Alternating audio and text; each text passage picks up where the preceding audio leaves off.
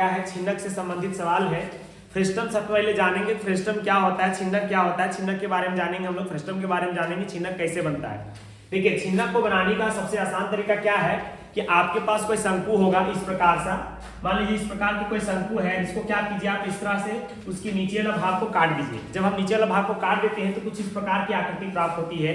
घर में इस प्रकार के बर्तन आपके घर में होगी, गिलास होगा, तुर्की का टोपी होता है, ऐसा आपका बाल्टी हो सकता है घर में, ऐसे बहुत सारे सामान आपके घर में मौजूद है जिसे हम फ्रेस्टम कहते हैं, छिन्नक कहते हैं। देखिए छिन्नक में क्या क्या होता है, तो देखिए छिन्नक में क्या हो सकता है, एक तिरछी ऊंचाई हो सकती है, साइलेंट हाइट हो सकती है, तिर्यक ऊंचाई, एक ऊंचाई होती है जिसको हाइट बोलते हैं ऊंचाई, और दो को रेडियस होगा। चूंकि नीचे साइड में एक उसका जो सरफेस एरिया जिसको हम लोग कहेंगे सरफेस में नीचे पर, तो उस भी एक वृत्त आकार का सर्कल आकार का परिधि रहेगा, और ऊपर साइड में जो हम काट दिए थे इस कोण को, उसका जो एक प्राप्त हुआ। तो इस तरह से दो रेडियस इसका प्राप्त होता है जी। एक ठुको रेडियस जो बड़ा रेडियस होगा उसे हम लोग R1 मानेंगे, और जो छोटी रेडियस होगा मतलब छोटी त्रिज्या जिसको कहेंगे वो R2 मानेंगे।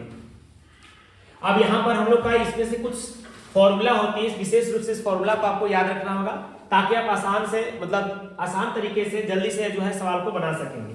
तो देखिए ये जो है आपका पहला जो आपका है इसका फॉर्मूला वो क्या है, तो एल निकालने का फॉर्मूला, जैसे कि साइलेंट हाइट जो होती है जिसको हम लोग तिर्यक ऊंचाई कहते हैं, इसकी फॉर्मूला निकालने का क्या होता है, तो इसमें हम लोग का फॉर्मूला होता है कि R1 माइनस R2 का होल स्क्वायर प्लस 1 का होल स्क्वायर, और अंडर रूट लगा दीजिएगा, ये एल निकल जाएगा इससे।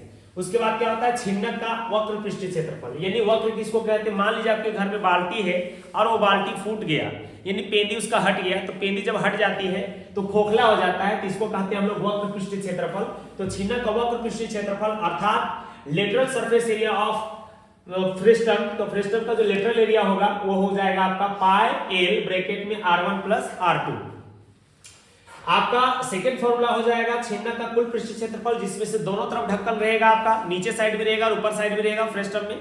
तो दोनों तरफ जब ढक्कन लग जाएगा तो उसको छिन्नक का कुल पृष्ठीय क्षेत्रफल कहा जाता है, यानी टोटल सरफेस एरिया ऑफ फ्रेस्टम। अब यहाँ पर इसका फॉर्मूला क्या होगा, तो यही जो वक्र है उसी में बस कुछ नहीं लगाना है, नीचे और ऊपर में जो है आपको ढक्कन लगा देना है सर्कल आकार का, वृत्ताकार का। तो देखिए यहाँ वृत्ताकार ढक्कन लगा दीजिएगा ऊपर नीचे, तो आपका टोटल सरफेस एरिया उसका फ्रेस्टम का बन जाएगा, यानी पाई एल ब्रैकेट में R1 plus R2 plus pi R1 का whole square plus pi R2 का होल स्क्वायर होती है।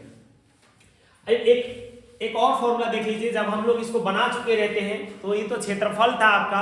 अब हम अगर इसका आयतन वॉल्यूम की बात करेंगे तो इसकी वॉल्यूम हो जाएगा, वॉल्यूम ऑफ फ्रेस्टम का यानी छिन्नक का आयतन हो जाएगी 1/3 पाई h ब्रैकेट में R1 का स्क्वायर प्लस R2 का स्क्वायर प्लस R1 गुणे R2। तो बड़ा सिंपल सा फॉर्मूला होता है, और इस फॉर्मूला आधारित पर आपका एक सवाल पूछा जाता है जो 5 नंबर का पूछता है।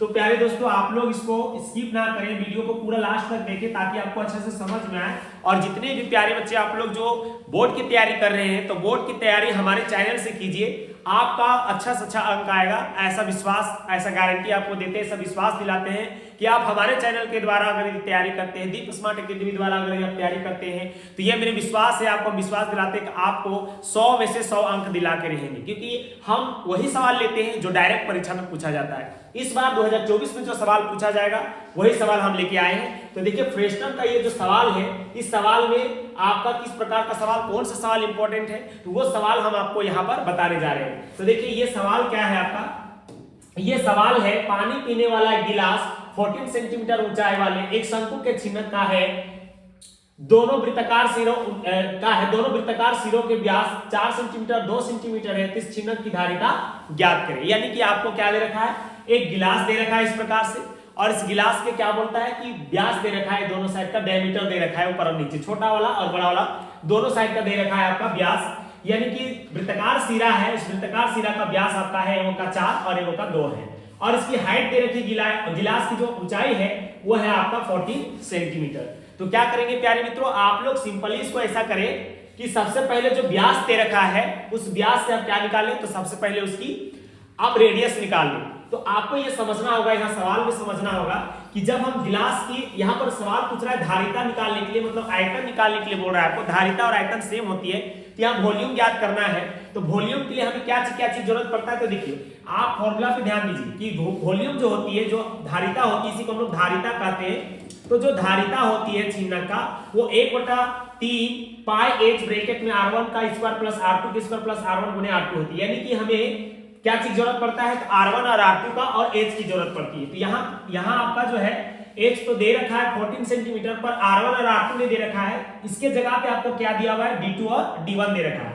तो सबसे पहले इसको बनाने का तरीका क्या है जिससे आपको पूरा में पूरा मार्क दिया जाएगा, इसके लिए आपको सबसे पहले लिखना होगा दिया है, गिवन है। आप इसे लिख लीजिएगा, जो जो आपका सवाल में दे रखा है उसको आप लिख लीजिए। अब सवाल में रख लीजिएगा क्या, तो जैसे कि देखिए ऊंचाई दे रखा है इसका h, और h दे रखा है आपका 14 सेंटीमीटर, तो आप 14 सेंटीमीटर ऊंचाई पे लिख लीजिए। उसके बाद आपका दिया हुआ है d1, यानी कि बड़ी व्यास दे रखा है, वृत्तकार सिरों का बड़ा व्यास दे रखा है आपका, जिसको हम लोग d1 मान लिए हैं, और ये आपका 4 है। तो इससे आपको क्या निकल जाएगा, रेडियस निकल जाएगा, जिसको हम लोग r1 कहेंगे। और ये रेडियस इसका क्या होता है, इसका हाफ हो जाता है, यानी आधा होता है। डायमीटर का आधा क्या होता है, रेडियस होता है। तो 4 का आधा हो जाएगा 2, डायरेक्ट भी बना सकते हैं आप, या तो डिवाइड करके देख लीजिएगा। उसके बाद देखिए d2 जो है आपका, वो आपका दे रखा है 2 सेंटीमीटर, इससे भी आपका रेडियस निकल जाएगा। तो इसका रेडियस क्या हो जाएगा, आधा हो जाएगा इसका, यानी r2 इक्वल टू इसका आधा 1 हो जाएगा। अब हम क्या करेंगे प्यारे मित्रों, प्यारे दोस्तों, अब देखिए यहाँ पर ध्यान से, आपको निकालना क्या है, धारिता। तो सिंपली क्या करेंगे, गिलास की धारिता का जो फॉर्मूला होता है वो लिख देंगे। तो हम लिखेंगे यहाँ सिंपली गिलास की धारिता बराबर गिलास की धारिता, और गिलास की धारिता का जो फॉर्मूला होता है वो हम लिख देंगे। गिलास की धारिता का फॉर्मूला होता है 1/3 पाई h ब्रैकेट में r1 का स्क्वायर प्लस r2 का square plus r1 into r2। ये हमारा सिंपल सा छोटा सा फॉर्मूला होता है, और इसी फॉर्मूला पे हमें लगाना है, सारे मान को बैठा देना है, तो आपका आंसर आ जाएगा। देखिए यहाँ पर 1/3 है, पाई का वैल्यू 22/7 है, h का जो वैल्यू दे रखा है वो 14 है, और यहाँ पर हम लोग r1 का वैल्यू लगाएंगे। तो r1 का वैल्यू जो दे रखा है वो 2 सेंटीमीटर है, तो 2 सेंटीमीटर का स्क्वायर हो गया, प्लस r1 का वैल्यू 1 निकाले हैं, तो यहाँ पर r2 का वैल्यू 1 लगाए, तो r2 का वैल्यू 1 का स्क्वायर हो जाएगा, r1 का वैल्यू 2 और r2 का वैल्यू 1। इस प्रकार से हमारा जो है, इसको सोल्व करने से देखिए 7 1 के साथ 7 दूनी 14 कट गया। अब आपका क्या होगा, तो देखिए यहाँ पर 1/3 बचा, यहाँ बच गया आपका 22, यहाँ पर हो गया 2, और यहाँ पर देखिए 2 का स्क्वायर कीजिएगा तो हो जाएगा 4, फिर 1 का स्क्वायर कीजिएगा तो हो जाएगा 1, फिर 2 1 के 2, और इस तरह से इसे जोड़ दीजिए। तो जोड़ देने से क्या आएगा, 4 और 1 5, 5 और 2 7 आ जाएगा। यानी कि आपका इस प्रकार से इसको हल करने से आपको प्राप्त होता है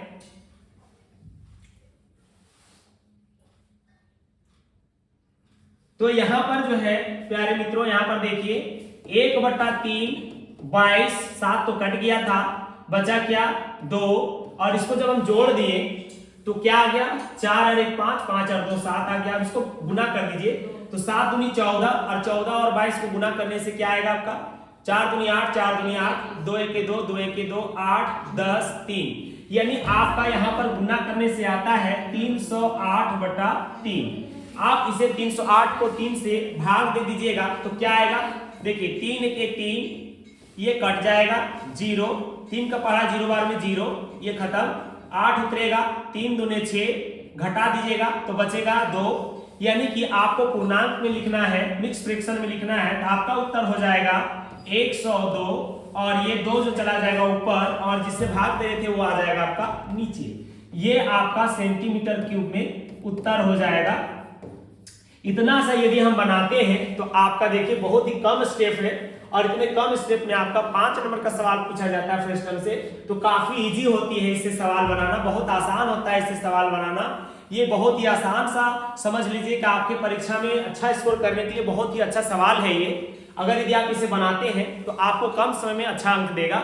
तो प्यारे दोस्तों, अगर यदि हमारा यह वीडियो आपको समझ में आया हो, अच्छा लगा तो लाइक कर दीजिए, सब्सक्राइब कर लीजिए, और हमारे चैनल से जुड़े रहिए, साथ ही साथ शेयर भी कर दीजिए, ताकि जितने भी मैट्रिक को तैयारी करने वाले 2024 में जो परीक्षा लिखने वाले बच्चे हैं वो सब अच्छे से अच्छे अंक से पास कर सके। इसके लिए आपको जो है ढेर सारी शुभकामनाएं देते हैं कि आप परीक्षा में अच्छे से अच्छे अंक लाइए, परीक्षा अच्छा से आपका जाए, अच्छे से अच्छे अंक लाएं। इसी के साथ आज का ये वीडियो समाप्त करते हैं। जय हिंद, जय झारखंड, जय जोहार।